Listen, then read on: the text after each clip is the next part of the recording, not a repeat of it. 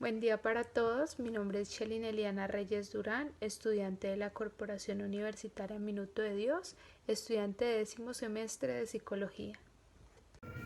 Buenos días para todos, mi nombre es Jennifer Andrea Arias Aguirre, estudiante del 10º semestre de Psicología de la Universidad Uniminuto.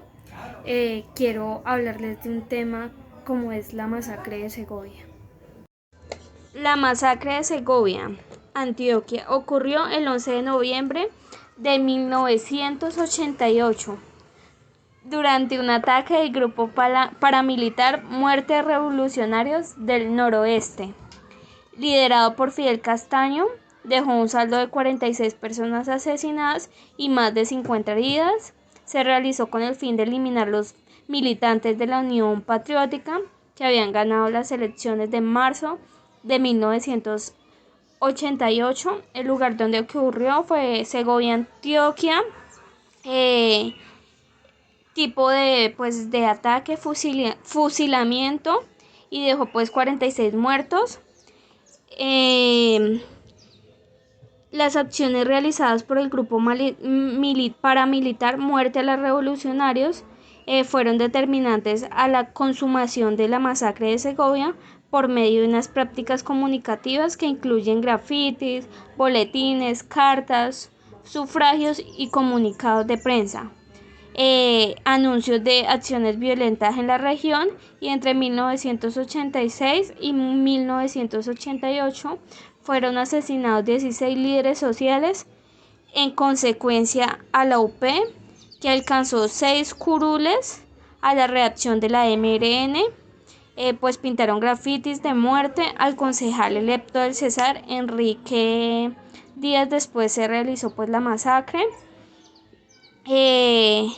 Esto podemos decir que una realidad es en el 2010, pues los responsables directos de la masacre fueron algunos políticos que se beneficiaron de ella. La Corte Suprema de Justicia pues encontró que César Pérez, cabeza electoral del Partido Liberal de Segovia, ordenó el ataque a la población por motivos políticos. La Unión Patriótica le había quitado al Partido Liberal Homogénea del electoral de Segovia. Hubo también políticos en la masacre de Segovia, según investigaciones de la época, que permitió la masacre. Esto lo confesó los paramilitares condenados a este hecho, como alias Vladimir, quien denunció que hubo complicidad de los altos mandos militares, y como empresa propinó Goldmines. La fuerza del Estado protegieron por la entrada y la salida de paramilitares en Segovia. De acuerdo con alias Vladimir, el ejército los apoyaba para que nosotros pudiéramos hacer lo que ellos no podían, que era matar a la gente y hacer masacres.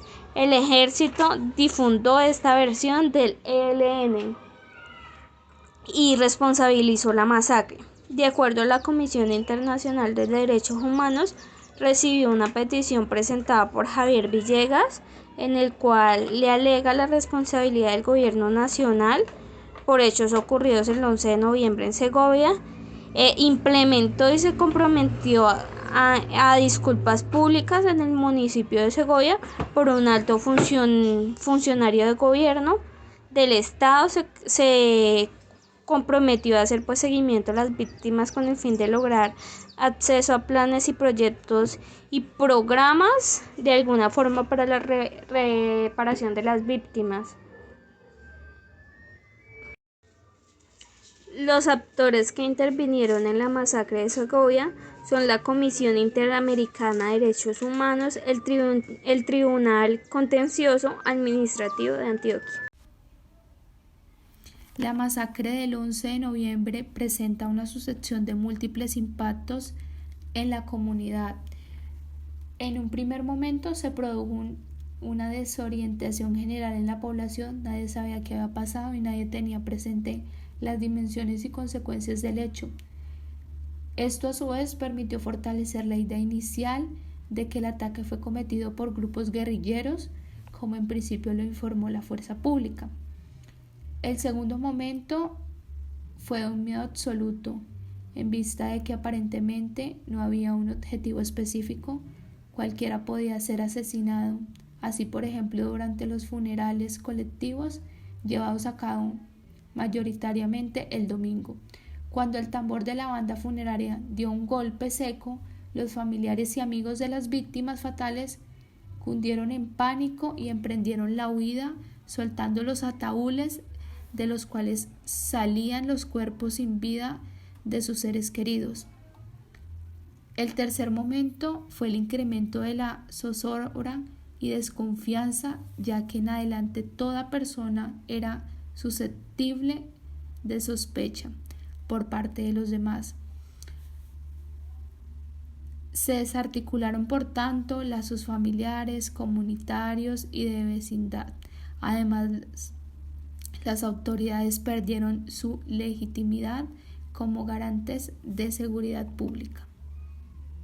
El cuarto momento lo constituyó la progresiva disolución de la movilización social, debilitamiento del movimiento sindical y de las organizaciones comunitarias, procesos sociales y políticos que venían desarrollándose y fortaleciéndose paulatinamente desde principios de la década de 1980.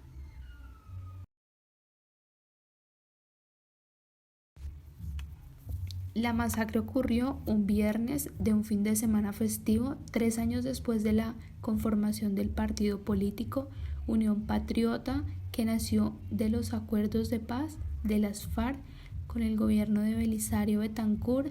A este movimiento se le unieron líderes sindicales, defensores de derechos humanos y colectivos sociales. La UP ganó la alcaldía de Segovia y 6 de 10 curules del Consejo Municipal en las elecciones de 1988.